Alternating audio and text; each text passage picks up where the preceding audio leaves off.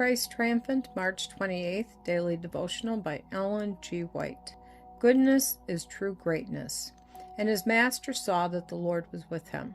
And Joseph found grace in his sight, and he served him, and he made him overseer over his house, and all that he had he put into his hand. Genesis chapter 39, verses 3 and 4. God can make the humblest followers of Christ more precious than fine gold, even than the golden wedge of Ophir, if they yield themselves to his transforming hand. They should be determined to make the noblest use of every faculty and opportunity. The Word of God should be their study and their guide in deciding what is the highest and best in all cases.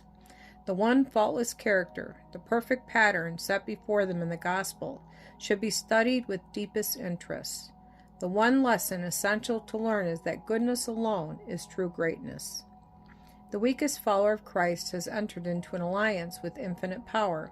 In many cases, God can do little with men and women of learning, because they feel no need of leaning upon Him who is the source of all wisdom.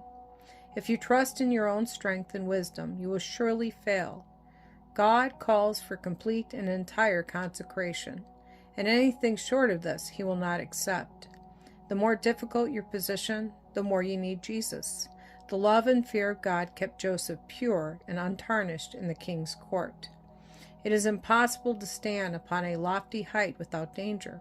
The tempest leaves unharmed the modest flower of the valley, while it wrestles with the lofty tree upon the mountain height. There are many people whom God could have used in poverty. He could have made them useful there, and crowned them with glory hereafter, but prosperity ruined them. They were dragged down to the pit because they forgot to be humble, forgot that God was their strength, and became independent and self-sufficient. Joseph bore the test of character in adversity, and the gold was undimmed by prosperity. He showed the same sacred regard for God's will when he stood next to the throne as when in the prisoner's cell. Joseph carried his religion everywhere, and this was the secret of his unwavering fidelity. As a representative of Christ, you must have the all-pervading power of godliness. You must be hid in Jesus. You are not safe unless you hold the hand of Christ. You must guard against everything like presumption and cherish that spirit that would rather suffer than sin. No victory you can gain will be so precious as that gained over self.